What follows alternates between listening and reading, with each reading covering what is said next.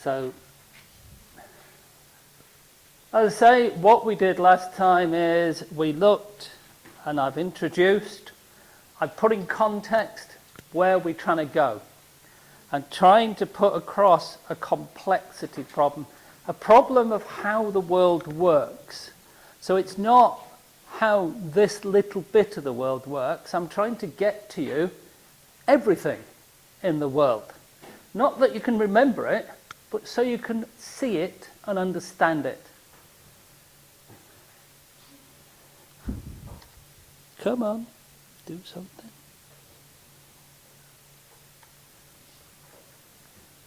I do love technology. We appear to be stuck.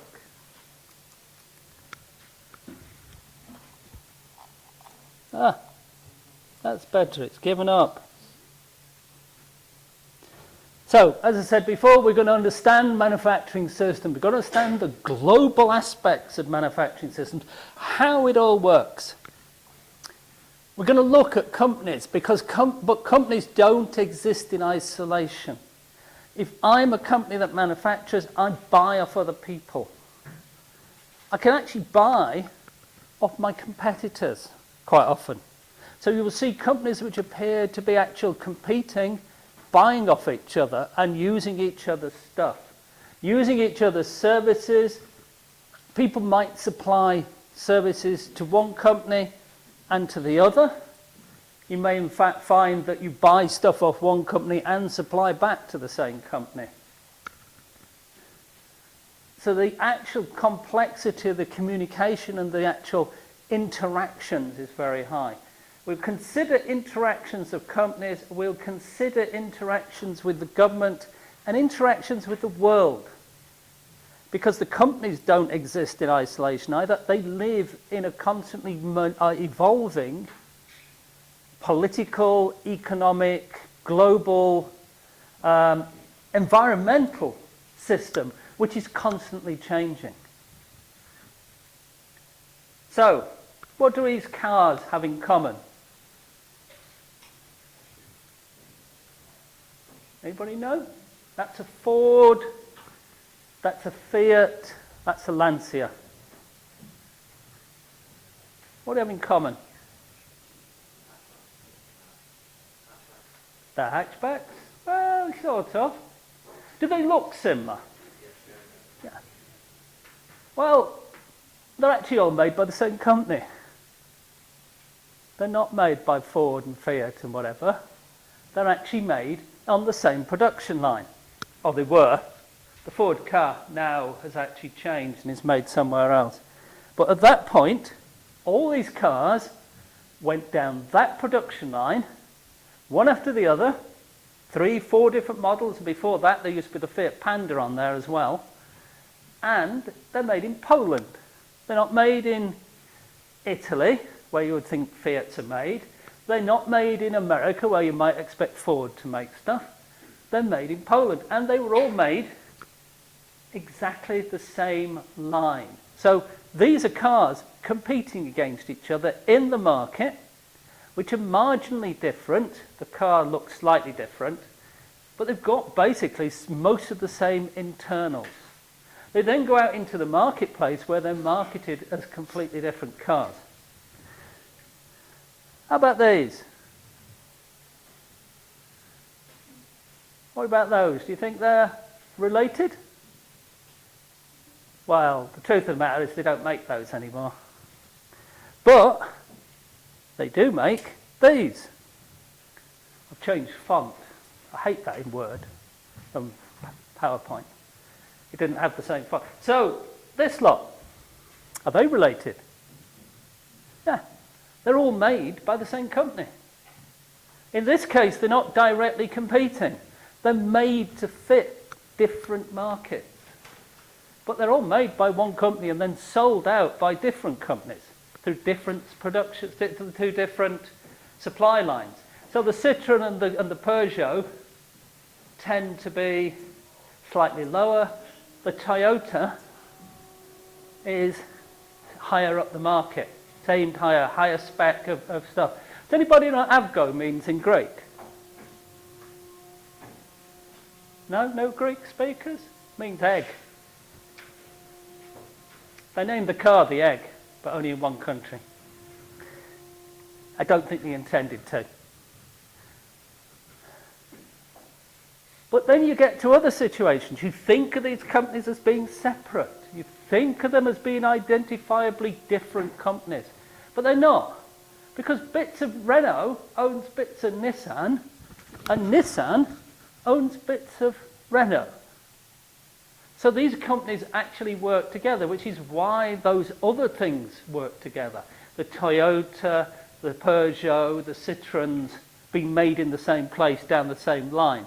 So they're not actually separate. Part of this image of being separate is so that people can sell things into different bits of the market, but to get things to work, people buy off each other. So you can see here that there are financial systems at work, but behind that there are manufacturing systems at work. How about this lot? That's the Cubo Clipper?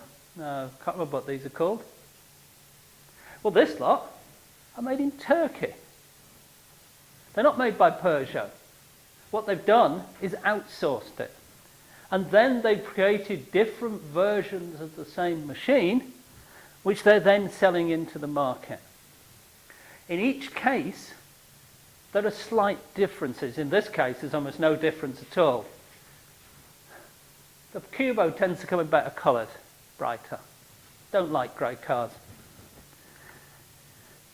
How about this lot? Who makes this lot?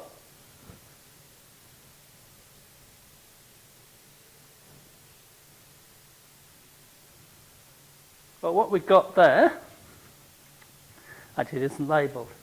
That one's the Switch, that's Nintendo, that's the PlayStation, these are iPads and iPhones. Who makes them? Does Apple make its own stuff? No. Who do you? There will always be something from Samsung. There is something from Samsung in everything. Well, they're sort of made by Foxconn. You heard of Foxconn? Foxconn. That people. They're the sort of company that's everywhere and yet appears nowhere. As in, you don't see their name on stuff, but it's always there. And the same thing's true. Who makes this lot? Well, bizarrely, it's the same people. So things like your iPads, your iPhones, your Kindles, your computers, they're all made, sort of ish, by companies that you've never really heard of. There's another one which also has put stuff together. But they have plants all over the world. So you can see there that there is the company that's selling it, and there is the company who's building it. One is actually providing, if anything, the technical knowledge of certain bits of it, and the other company is providing the other bits of the technology, bits of the ways of working. But the real question is, are they a manufacturer? Well, this is a list of the parts in an iPhone and where they come from and who made them. So when you pick your phone up and look at it, this lot are in there somewhere. Each one of these is making a part for your phone. It's moving around the world. It's getting to Foxconn, either as units or as components, or components of bits and stuck together, and then they're being assembled. And then from there, they're going out into the world to be sold. So things like, as you say, Samsung makes the chipsets, the processors. You have companies which specialize only in design. You know who designed the chip that's in in most Android phones? Come across ARM? The ARM processor? ARM does not build processors. It builds designs of processors. Its job is to design stuff for other people who then fabricate. So all this lot are all, to some extent, talking to each other. So all these companies are out there working away on their little bits, but they're also got to talk to each other, both electronically and technically. What's happening is they're turning up all that stuff and it's all appearing in one place and it's being assembled by people like this. You will see that Apple does not get its stuff assembled by one company. It gets assembled by a number of companies. It will also attempt to source chips from more than one place because it's safer. What you don't want is somebody with so much power they can wreck your company. So what Apple does? Well, Apple sells it to you. They design perhaps the software. I think they do the software. They do the designing. They put the round corners on and give it a nice smooth look and that very expensive feel. It's the bit that makes most of the money. Bizarrely, all those other processes don't make that much money. Selling you that makes them an absolute fortune, which is why they're such a rich company. But then you start looking, you think of that phone. Think of all those suppliers. Now start thinking of where it's all going and how it's all moving. So you can try, and people have tried, to trace the trade routes of one phone, all the bits that went into one phone. And it turns out that stuff is sort of coming from America, bits are coming into America, then out of America as raw materials come in. Parts are manufactured. Those parts are then moved across to these sort of areas, and they're being assembled in China and Taiwan and Thailand, and all around here they're all being put together. But there are rare earths moving from places. There are precious metals moving from places. All this lot has to happen so you can buy a phone.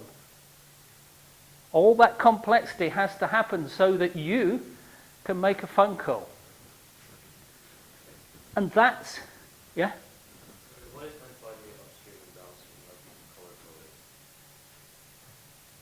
coding? It means the direction, it means, let me try and describe that. It tends to mean what's coming in, and then, because you'll put something in, and then you'll do something to it, and then it'll go out again. Yeah, so it will go into a country and then leave a country. And then it goes up and then down. So that's what it means. But it's complex. And all this lot are all part of your phone. You don't buy a phone made by Apple. You buy a phone made by this and a load of other people. So it's worth remembering that complexity. So when you sit inside a manufacturing company or inside any company, you will have this level of communication. The phone is an extreme example, but even a car's the same. Everything comes from everywhere else. So the supply lines are complex. Parts will go in and out of countries, and things will happen to them while they're in that country, and then they will move on.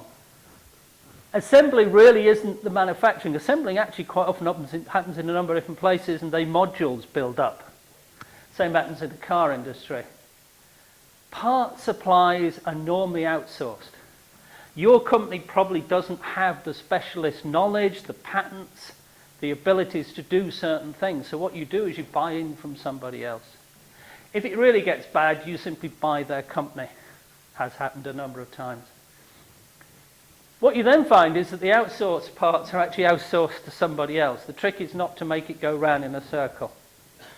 It doesn't happen in parts. It happened with mortgages in America, by which they were out-mortgaging to each other until they realized that there was simply a loop. And that's how we got the last economic crash. Logistics is really, really important if you're making stuff. You may think of engineering as numbers. Engineering is making sure everything gets there at the right time. Competition is not always competition. At the same time that Apple was suing Samsung, they were buying stuff off Samsung because they were different bits of the same company. I'm going to have a look at controlling this lot. And it is interesting to try and control it. But the other one is that specialist parts are made by specialists. The real trick problem in the world, and I'll come back to this one, is when that specialist is one country and one factory.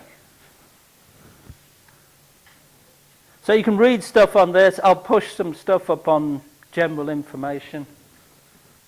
And what I'm going to do is start looking at global effects.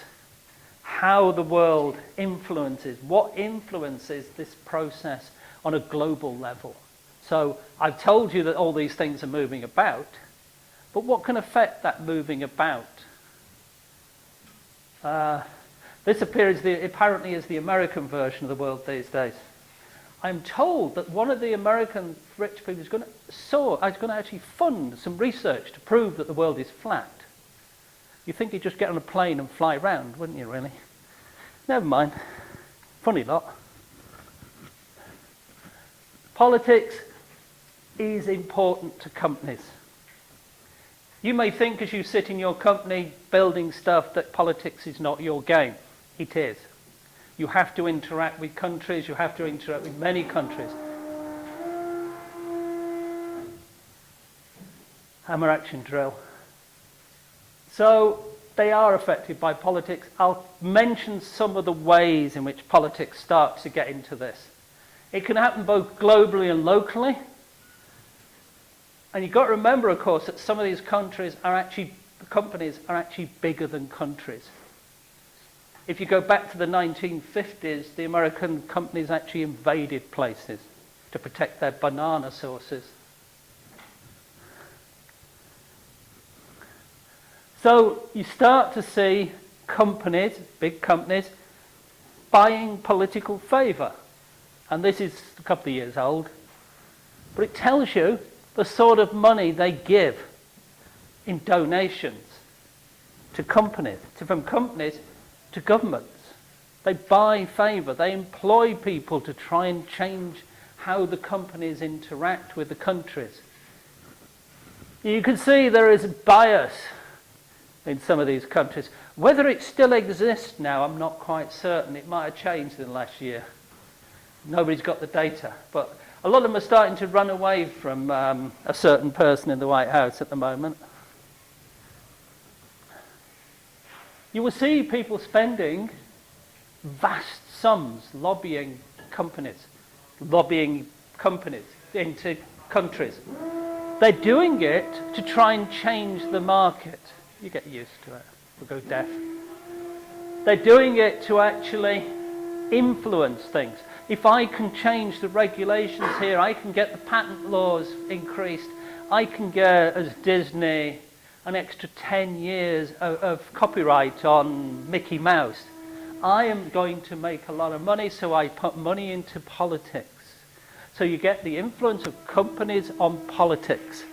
And it's global, but also individual. So what was decided yesterday about Bombardier, the airplane manufacturer?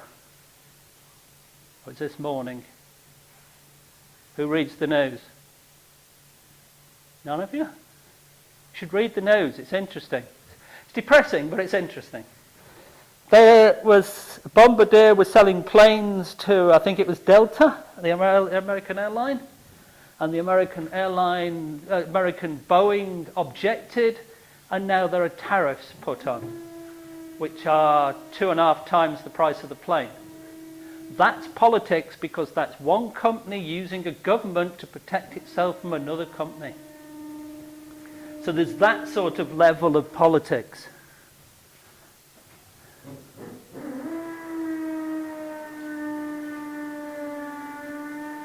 You see people funding